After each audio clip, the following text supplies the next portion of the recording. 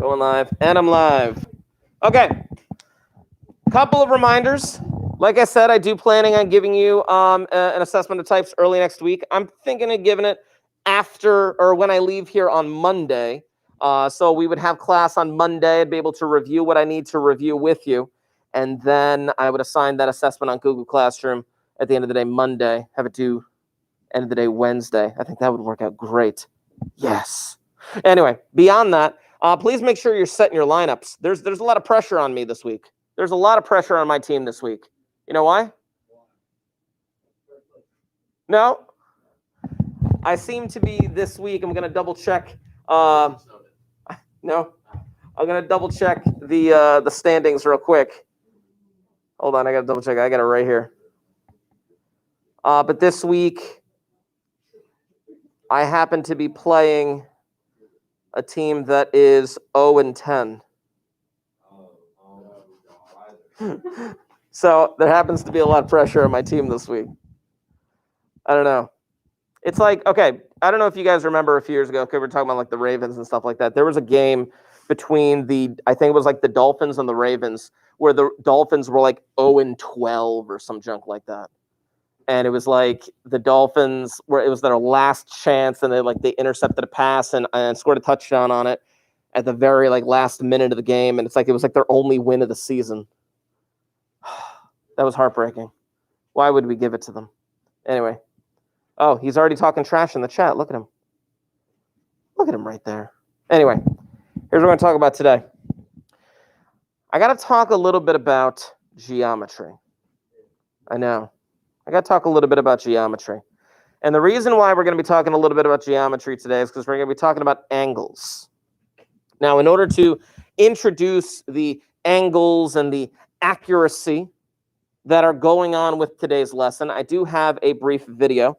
I have referred to this video last time. It actually is in reference to Drew Brees and the amount of accuracy that he actually has on the football field. Now, as a side note comparison to Drew Brees, in the video, they're also going to show an Olympic archer. Have you guys ever seen Olympic archery? It's insane. It is mad accurate. Unbelievably accurate. What they have to do with this bow and arrow and hitting this target that is however many yards down the field. And they're hitting a target I don't even know, yay big or something like that. I don't even know. Now, obviously, Drew Brees is throwing a football. Apples and oranges. Let's just see what happens here. I would like you to pay attention to this particular video as we start our lesson today. Turn the volume up. Here we go. It's the classic image of a great NFL quarterback. He rears back, spots his target, and fires a perfect spiral. In terms of hitting a bullseye, is the NFL quarterback the world's most precise athlete? When it comes to a spiral, what's more accurate? A football thrown by an NFL Pro Bowl quarterback or an arrow fired by a world-class archer?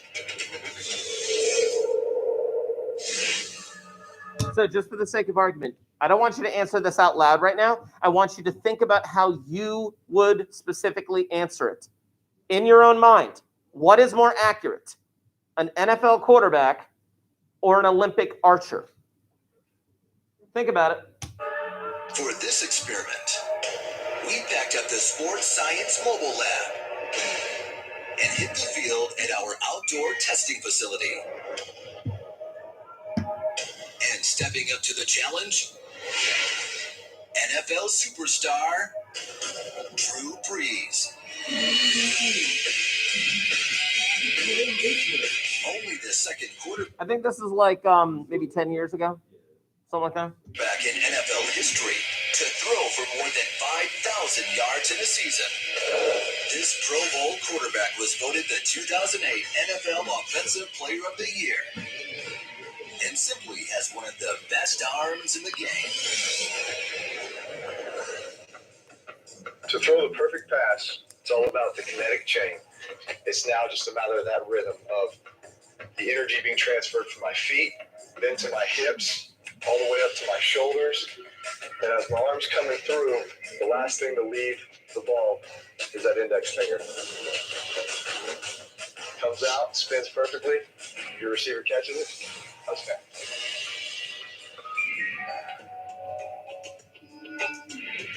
To test Drew's accuracy against an Olympic archer, from 20 yards away, Drew will be zeroing in on an official Olympic archery target. In Olympic competition, archers score a 10-point bullseye if they make it inside the first 2 yellow circles, which is only 4.8 inches in diameter. Every kid who wants to be a quarterback starts training by trying to hit this target. The red circle on our target is the same size as a regular car tire. And the bullseye is actually 1/3 the circumference of our football, which means good luck. It's hard to hit. It's such a small target that even Olympic archers have trouble hitting it.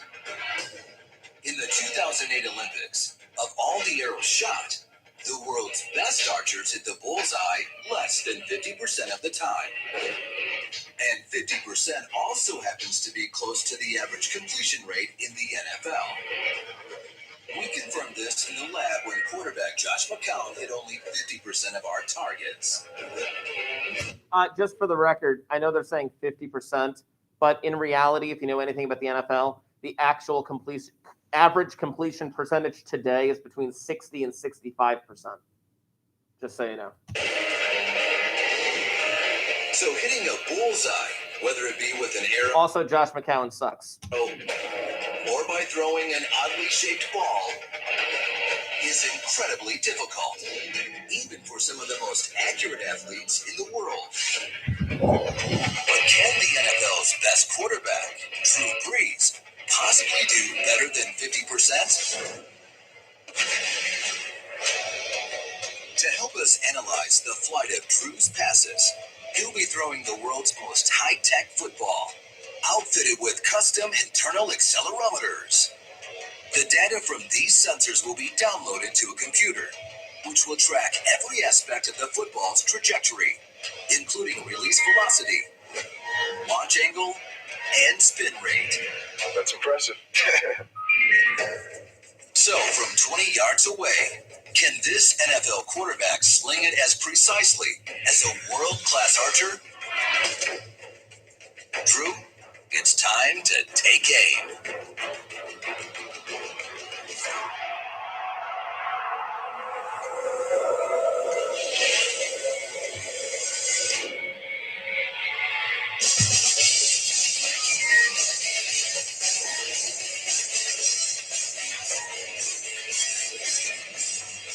Drew has already hit an amazing 6 out of 6 bullseyes, which means if he doesn't hit another one, he's still more accurate than an Olympic archer.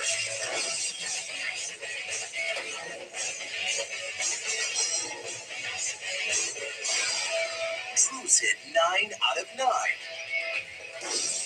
Can he run the table and hit a perfect 10 out of 10?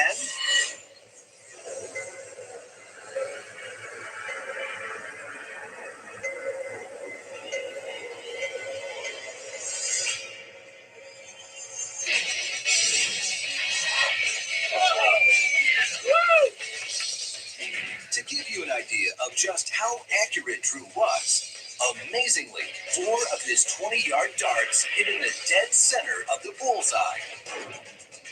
And Olympic archers, they hit the dead center only once out of every 10 arrows. I kind of have high expectations. I mean, I always want it to be right in here on the guy. You figure you throw it here, he shouldn't drop it.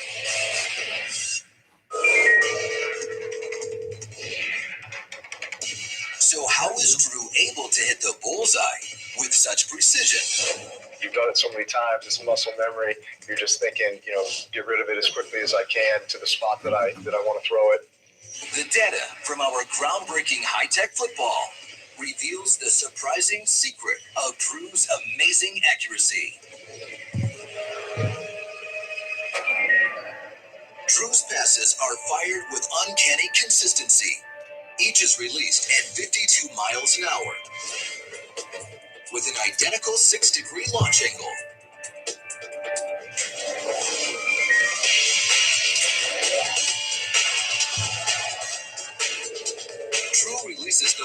spinning around its long axis at almost 600 RPM. That's as fast as an air wrench spins a lug nut off a NASCAR tire. This creates a gyroscopic torque. And gravity tries to pull the nose of the spinning ball downward. But the aerodynamic forces of wind flow over the ball, counterbalancing each other to keep the ball on target. Wobble occurs as the ball spins slightly off axis. It's the small circle the nose traces in the air. Surprisingly, a little wobble is necessary to keep the ball on target. And this is the amazing secret to Drew's accuracy. His passes have just the right amount of wobble. 3 small wobbles for every 5 spins of the ball. Too much wobble is noticeable when that small circle the nose makes gets too big. A 30-yard pass with a wobble that's more than 4 degrees off axis can veer off target by a full 5 feet. I've never seen be able to slow it down to the point where you can actually see that last fingertip come off the ball, and then just the slow rotation as it tracks towards its target. It is truly amazing. Does a quarterback even need to be that accurate? Absolutely. If the defender is on your receiver, sometimes you're just throwing into that spot where only your receiver can catch it and the defender can't get to it. You know that defender's range. You know where to put the ball to where he can't get it, but your guy can. Because with defenders swarming around, it's not enough to be more accurate than an archer. A pro quarterback has to be able to thread that needle. Excellent. I'm going to pause that because I do have another video that I want to show you guys in a minute. But first things first, I got to pass these out to you. Take that. And pass these back. I'm going to have you write something on here in a moment. I'm going to... Oh, it's still My playing. name was Alana. I was 6 years. Pause. There we go. I'm passing back note cards to you because I'm going to have you write something on them, and I'm going to take them back because I want to see what you guys actually think in regards to a choice that I am going to make. Or I'm sorry, that I'm going to give you, I should say. Actually, that call was actually about a parking permit. It said when you have a chance, like in between class, whatever, to stop in the main office. So, and for those of you in the chat, I'm going to give you the same choice. I'm going to give you the same choice, but I'm going to write out these choices so that you have them in front of you so I don't have to keep repeating myself with them. Let's say that you had a chance to make $1 million on one shot. One shot in something. Oh, the chat's going on. Does this affect my attendance? Gosh, because Lewis, I have no idea whether if attending, I have to mark it as absent. I don't know if attending virtually. I don't believe that it counts, though. I'm going to give you a shot at winning $1 million, but you have to make the shot. Now, what shot is that? I'm sure you've seen these like halftime contests and stuff like that in basketball, or even like football or something like that, or even hockey. I don't know if you've seen them, but I'm going to give you 3 choices. 3 choices. And you are going to pick the one that you believe that you have the best chance of winning. Now, I'll give you certain rules in a moment. But you have 3 choices. Choice A, making a 10-foot putt on a flat green. Now, what that means is you're actually sinking a 10-foot putt on a golf course. There's no hills or wobbles in front of you. It's literally flat all the way from the time you hit the ball to the time it gets in the hole. If you make it in one shot, you win $1 million. The second choice that you have, you can kick a soccer ball. Here we go. Into the net from midfield. Now, we'll talk about the dimensions of a soccer field in a little bit. I'll give you those rules and things so you can make a more informed decision. But basically, there's the ball sitting at midfield. You get one shot, one kick, and you got to kick that ball, and it's got to make it into the goal. There's no goalie to obviously stop you, but you got to make it in. Your third option, you have to shoot a hockey puck from the center line into an open goal. You have to shoot a hockey puck from the center line into an open goal. Now, I'm going to give you some information to kind of help you along the way to make these decisions. Now, just for the sake of argument, the golf hole, it's 10 feet away. We're going to do some conversions in a little bit. It's 10 feet away, but the golf hole is only 4.25 inches in diameter. It's only 4.25 inches in diameter. Let me give you an idea. For this sake, here we go. Move this over here. Just in terms of 4.25 inches in diameter, here we go. That'd be like right there. That would be the diameter of the hole right there. That would be the size of the hole. The golf, in golf. Yes. Now, in terms of the soccer field, it's 50 yards. You'd have to kick it 50 yards. Assume for a minute that perhaps you could make the 50 yards, or you could kick that distance. We'll talk about the accuracy in a minute. The soccer goal, just for the sake of argument, is 24 feet wide and 8 feet high. Let me write some of the stuff here. It's 24 feet wide and 8 feet wide, or high, I should say. So that's the soccer goal. The center line in a hockey rink is 87 feet from the goal. 87 feet. In hockey, it would be an 87-foot shot. And just for the sake of interest, in hockey, the goal is approximately 4 feet high and 6 feet wide. And this was 4.25 inch diameter. So these are your choices, and I'm going to have you write them down, which one you actually end up choosing. Your decision. Which one do you think you have the best shot at making $1 million? If you had one shot at this, assume that you could putt that distance, assume you could kick that distance, assume you could hit the puck that distance. So all you got to do really is just write the letter A, B, or C. I'm going to take the answers from the chat in a little bit. I'm going to give you a moment just to kind of make that decision and write it down on your card. Your name isn't really necessary. It's up to you if you put it. And when you're done, you can pass those up.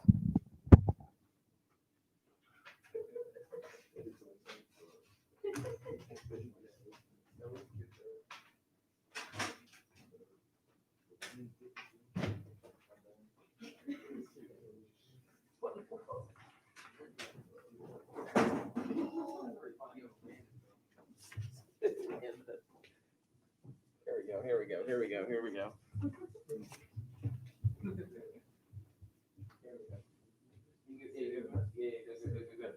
Okay, let's take a tally here. And I will take your answers in the chat in a minute. Sorry, I'm just looking at their conversation in the chat now. All right, so I'll take a tally over here for A, B, and C, just for the sake of argument, what you think you have the best chance at making. Let's see. Got a B. Actually, you know what? Here, help me out. I already counted these two. Just tell me what each letter is. B, Yep. B, C, A, A, B, C, B, B, B, B. No answer. Oh wait, there it is. A. B. B. All right. Thank you. So, oh, I also have a couple in the chat too. I have a couple in the chat. So in the chat, I got a C and a B. C and a B. There we go. Who's there? Right now, Lewis and Aiden that have answered so far. There's 4 people in the chat, but who knows? So, most of you believe that you can kick that soccer ball into the net from midfield. Okay? Now, obviously, something comes into account when you have that one shot at it. The angle. The angle at which you kick it or shoot the puck or putt the ball, the angle means everything because you don't have that much room for error. There is a certain wiggle room that we can actually calculate based on these things. So what I need to do is this. I have your results right there, and I'm going to leave them on the board. I have your cards, of course, as well. We're going to revisit this in a little bit. But first, I got to go back to Drew Brees and actually teach you something about, well, let me rephrase, reteach you something about geometry. So, if you would, I'm going to need those notebooks out and open.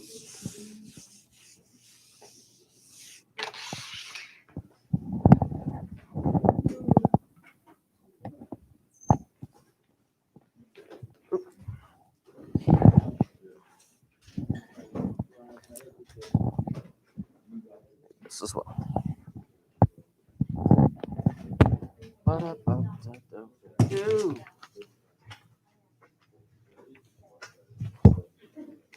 Okay. To talk about those 3 events, I first have to reteach you something about geometry. And again, I don't know, for some of you, it's been a few years since geometry, correct? Yeah.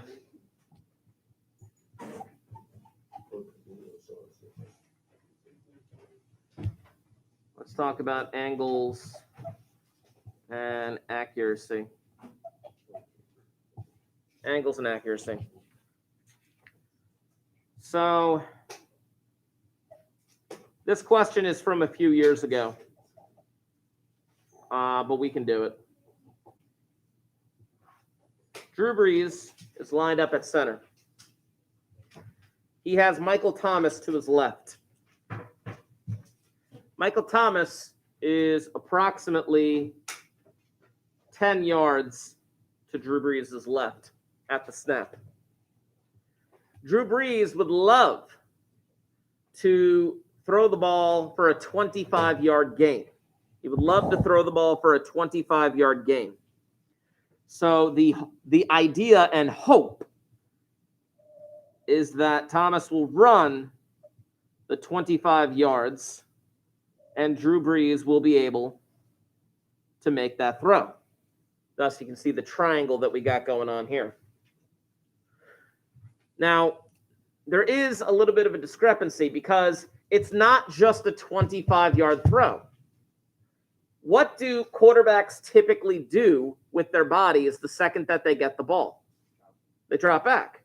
So we have to take that into account as well. It's not just a 25-yard throw. Yes, they may gain 25 yards, but we have to take into account the drop back. So he's going to drop back in our example approximately 3 yards. And if he drops back 3 yards, so let me write this down, drop back 3 yards, it has to be taken into account. We'll do that down there, the drop back. We actually have this kind of a distance going on. We have 10 yards here. We have 28 yards here. And I'm going to put this little arc in right here. Oh, no. I'm going to put that little arc in there. And the question becomes, what angle does Brees have to turn in order to make the throw? what angle does Breeze have to turn in order to make the throw? Now, obviously, and again, we talked about this a little bit in other classes, like he's clearly not thinking about, okay, I need to turn it exactly 2.7 degrees. Like, no, he's not thinking that. But in reality, we're just trying to get an idea as to like, okay, this is approximately what he has to do in order to achieve success. Assuming that Michael Thomas is going to run the 25 yards down straight, and he's going to turn and catch the ball all in one motion, fantastic. Well, we need to figure out, okay, at what angle does he have to throw? Now, I did not teach you geometry. I don't know who taught you geometry. I don't care who taught you geometry. I don't want to know who scarred your life. But do you remember the phrase SOHCAHTOA? Yes, it's probably the one thing that most geometry students remember. But do you know what it is? No. It has to do with those, sine, cosine, and tangent. In order to answer the question, what angle does Breeze have to turn, we need to use SOHCAHTOA in order to get that answer. And knowing how to do this is going to better inform what's the best choice for winning $1 million. Putting the ball, kicking the ball, or shooting the puck. Let's find out. So I need to remind you of SOHCAHTOA.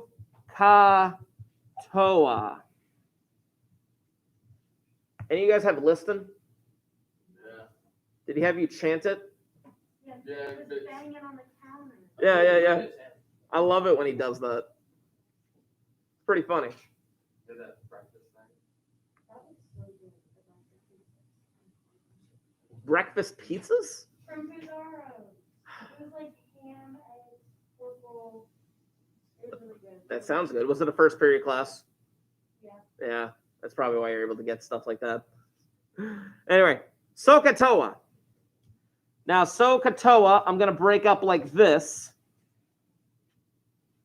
because it is incredibly helpful. It basically says sine is equal to opposite over hypotenuse. Now, you notice that little circle that I drew? Did you guys ever learn what that little circle with the squiggle through it was called?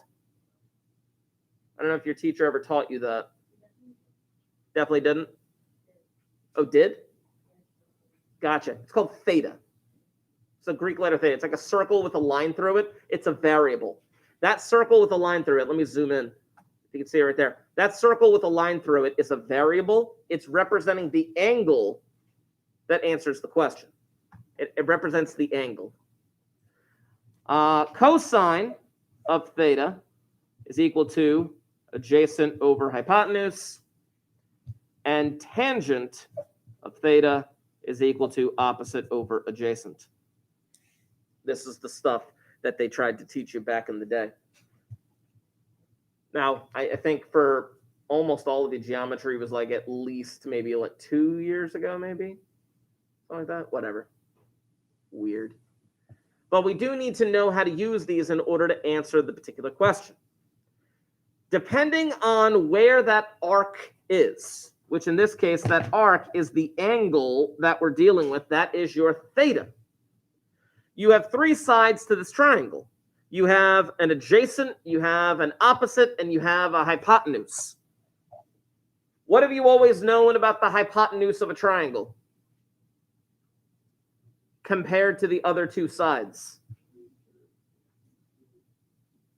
Pythagorean theorem, a squared plus b squared equals c squared.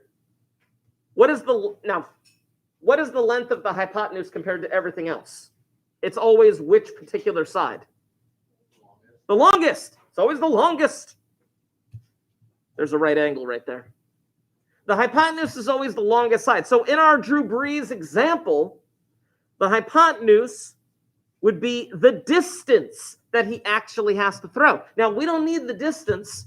If we wanted the distance, we could do the Pythagorean theorem. But that's not what the question's asking. We don't need the distance. We need to know at what angle he has to turn. So the hypotenuse is the one thing that we don't have. We do have 10 and 28. What are they in this whole SOHCAHTOA equation? One of them is the opposite and one of them is the adjacent. Which one's which? Ooh, geometry. Which one would be the adjacent? Which one would be the opposite?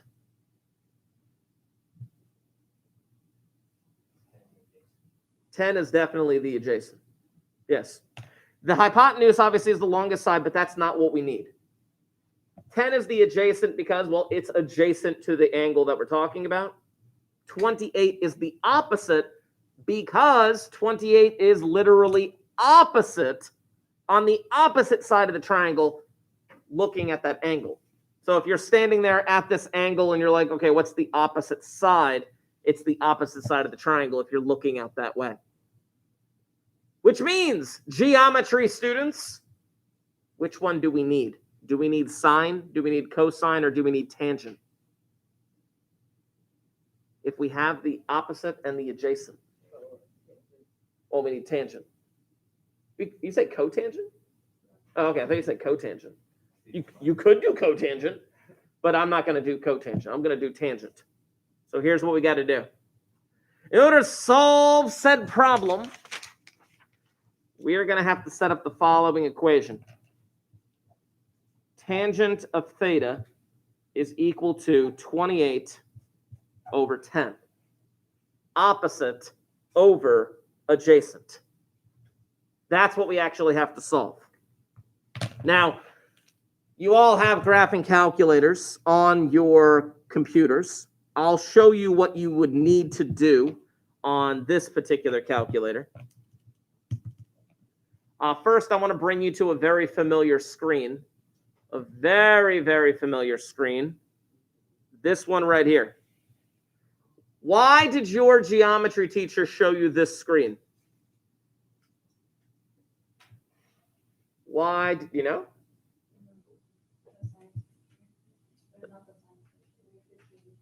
Scientific notation? No, I don't have to change the scientific notation.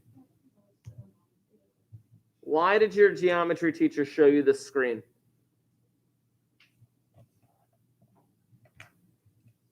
There were two choices right here. Look, what am I pointing at? Radians and degrees. You need to make sure that when you do calculations like this, you need to set your calculator to degrees. You have to. Every time you open the graphing calculator on your computer, it automatically resets. And you need to change the mode to degrees. So let me just make a note of that real quick. You need to change mode to degrees. You need to do that, otherwise it will not work the way we need it to. So,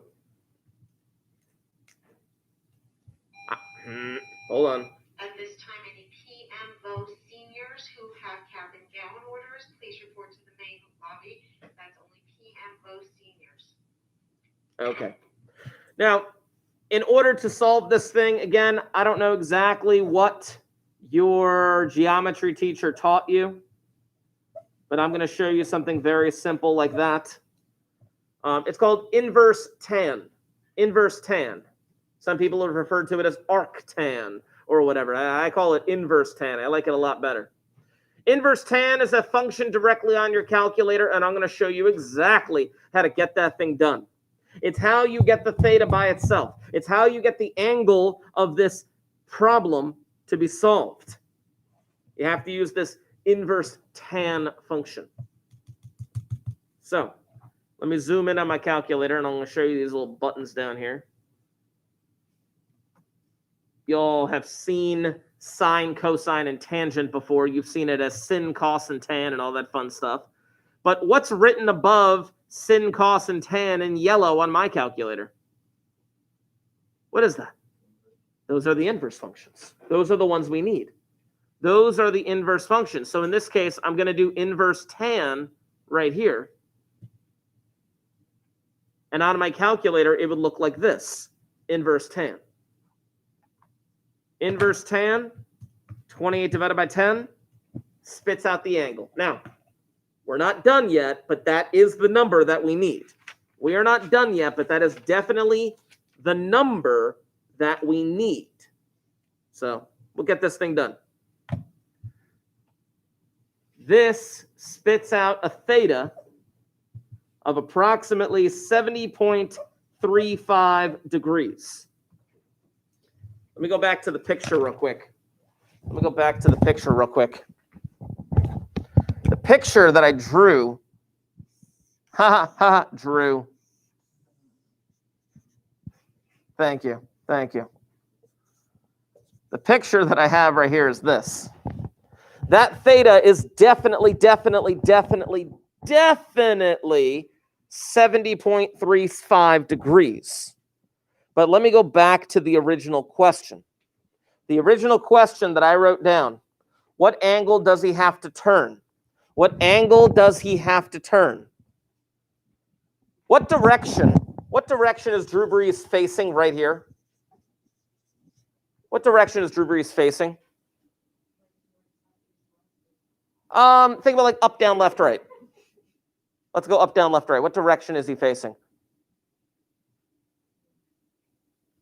Keep in mind that, say it? Left. He's facing to the left. So when he, now mind you, I'm going to pretend like I'm Drew Brees, which is terrible. So when I get the ball, I'm facing this way when I get the ball. I'm straight ahead, right? Yeah. I get the ball, I'm facing straight ahead, and then I got to turn to make the throw, right? I'm not turning 70 degrees, though. I'm already facing this way. I'm already facing that direction. You're turning 20 degrees. Approximately. Yes. Approximately, yes. I'm going to do a little calculation. I am facing this way first, and then we got to do a little turn. So, very quickly, how were you able to figure out the approximate answer of 20?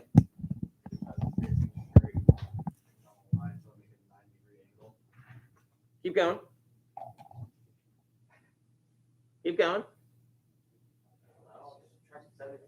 There, yes. Thank you.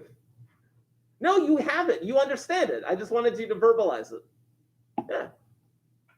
That's exactly what we would do. The fact that Drew Brees is facing straight ahead, as he just said, it makes like a 90-degree angle, as I just drew in red on the board. And because it makes kind of like a 90-degree angle, and he's turning to the left, yes, you would do 90 minus 70.35 to get approximately 19.65 degrees. Now, you said approximately 20, which is, yes, approximately 20. I'm writing 19.65. Now, how does that come into play with our golfing, soccer, and hockey problem? Because what I just showed you in terms of Drew Brees and Michael Thomas is how we are going to determine how much room for error that we actually have in regards to these different contests. Let's talk about golfing, because I'm going to apply what we just did up here to golfing. I live next to the Ocean Acres golf course on the second hole. In the past 6 years, there have been over 5,000 golf balls hit into my backyard. Has one ever broken your window? Yes. One has broken the windshield of my car, the driver's side window of the other car, and the window on the side of the house. Did you have to pay for it? Yes. That's cool. I know. There are nets set up to catch the ball before it actually does any damage. So the nets actually take away like 95% of the damage. But when it gets through, like over the net or like a bad angle, it's terrible. We've had many angry conversations with the people at the golf course. But We live next to a golf course, so it's our choice.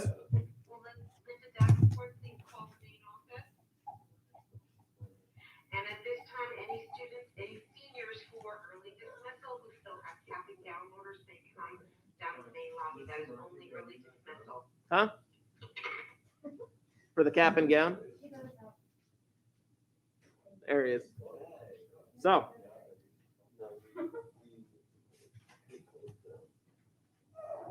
So, I want you to draw this picture here.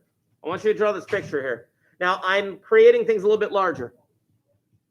The hole is up here. The ball is down here.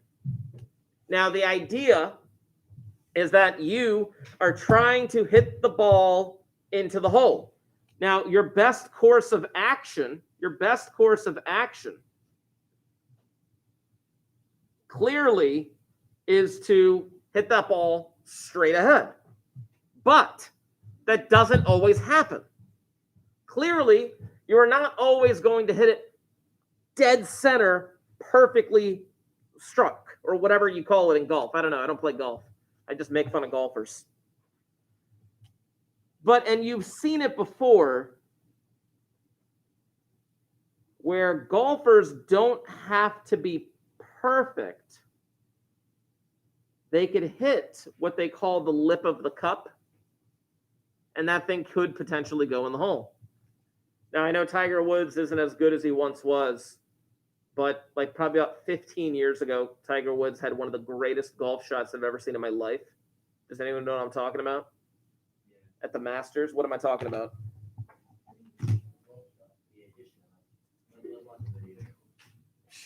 It's like, this was a video.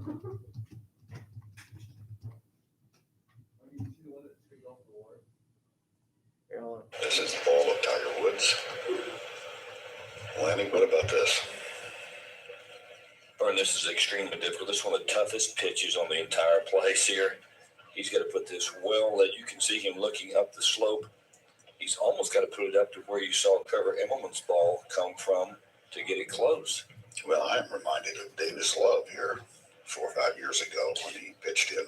Yeah, he's a little bit further up, I think, than Davis was. Yes, he is. Got the same basic kind of shot. He's going to have to get it close, he's going to have to put it up into the slope, though, somewhat. And, of course, it's made a lot tougher by having that second cut right behind the ball. It almost forces him, I think, to put it back and have to hit a low shot. He cannot put it up in the air with the second cut that close behind the ball. You can see him putting it back in his stance right here and picking the club up like he's going to hit right down on it. And he's picked out a landing spot that is a good 25 feet above the hole.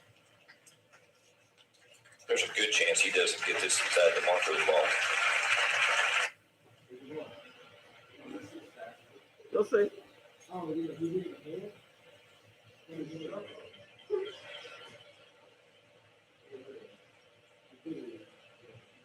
You'll see. Here it comes. Oh, my goodness.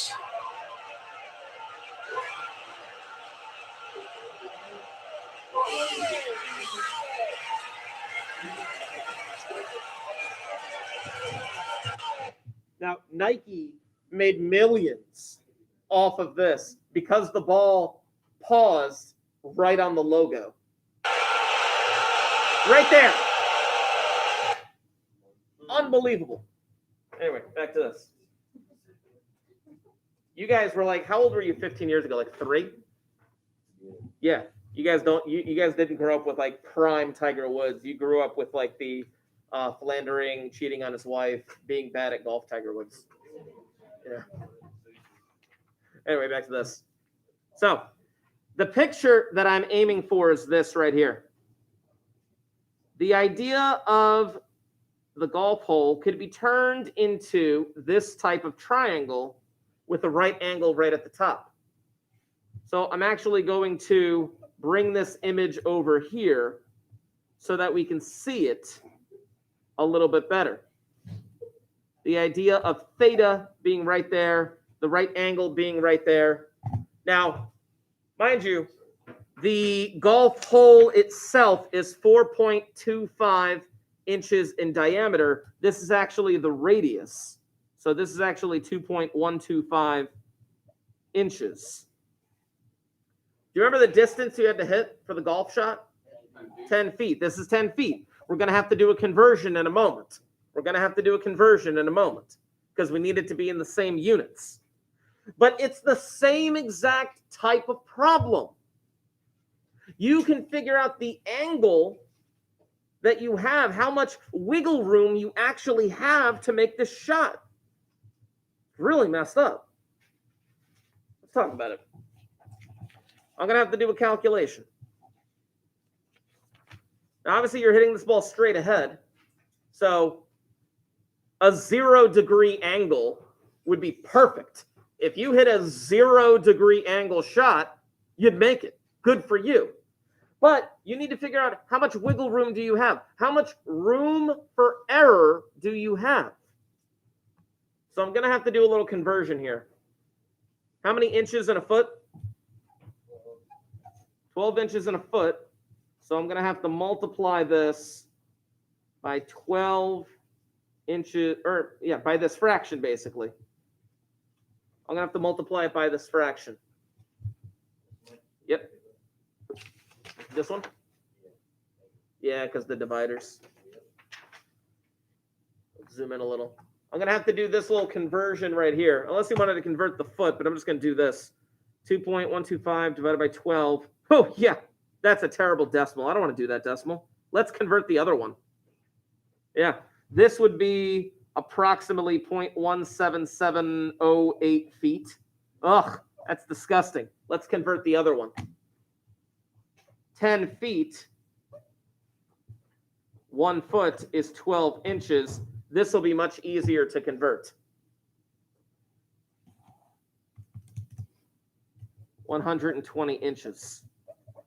Yeah, I don't want to have to deal with that decimal, especially since that decimal is not exact. So the problem that I'm dealing with then is this. Drawing this triangle again. There's 120 inches versus 2.125 inches. And there's my theta. What's the opposite? 2.125. And then, of course, the adjacent's 120. That's it. SOHCAHTOA. TOA implies that tangent of theta would equal 2.125 divided by 120. And then that's what I would have to solve in order to get this problem done. Now, I'm not going to actually write out any decimals just yet. I'm going to have the calculator do all of this for me. But in order to get this done, I would have to do inverse tangent of this fraction. So I'm going to have the calculator do it for me. Let's see here. Inverse tan, 2.125 divided by 120. Wow, look at that. I'll write it out, but it's like 1.015. Now, question in terms of golf. Questions in terms of golf. Does that make sense? Like a 1-degree angle? Have you guys been mini golfing before, right? You guys live at the Jersey Shore. Of course, you've been mini golfing. But like, how much wiggle room do you have for mini golfing? Not much. Not much at all. You have about a 1-degree angle that you could miss by trying to hit this thing straight, and it could still potentially make it in and hit the lip of the cup. You only have a 1-degree angle of error. Let's do it for soccer. Let's do it for soccer. Now you're going to see it's the same calculations over and over again. Let's talk about soccer. Now with soccer, you had, I wrote some things on the board in regards to it. You had to hit it 50 yards, which how many feet is 50 yards? How many yards in a foot? How many feet in a yard? 150 feet. There's 3 feet in a yard. And then the soccer goal being this wide and this high, we do need to know it's 24 feet wide. We do need to know it's 24 feet wide. So here is the soccer goal right here being 24 feet wide. And you are 150 feet away.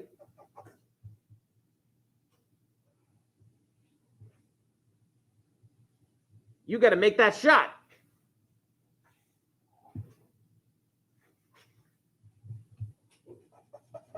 This right here, half of it would be 12. And of course, that distance would be 150. The triangle that we're dealing with then is 150 feet, no conversion needed, and 12 feet with a theta right there. It's the same exact calculation. I don't know if he's excited about math or something else.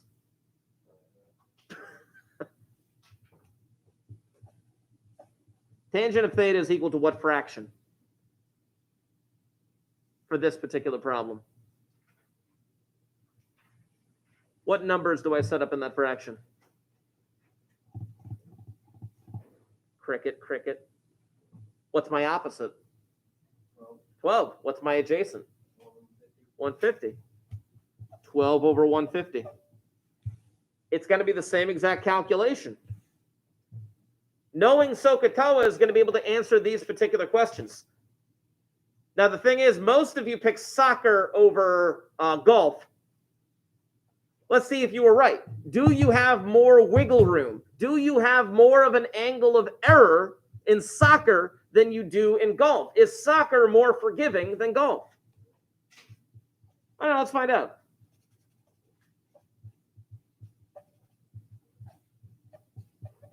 If I did that calculation correctly,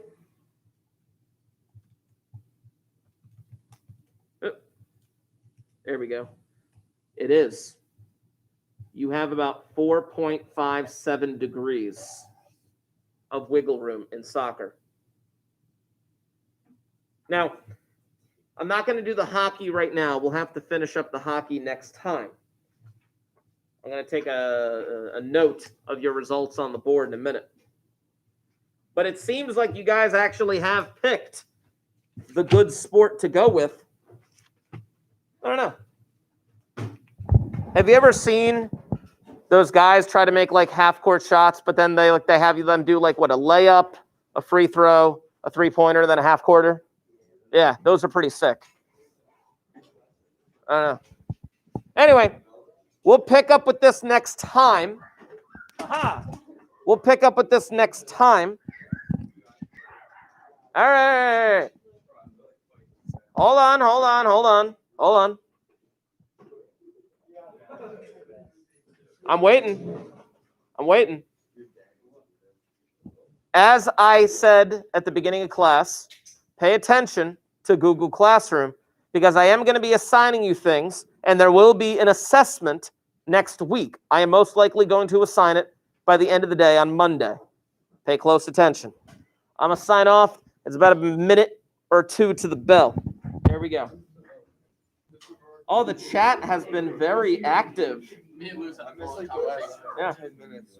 Are you losing the classroom? You want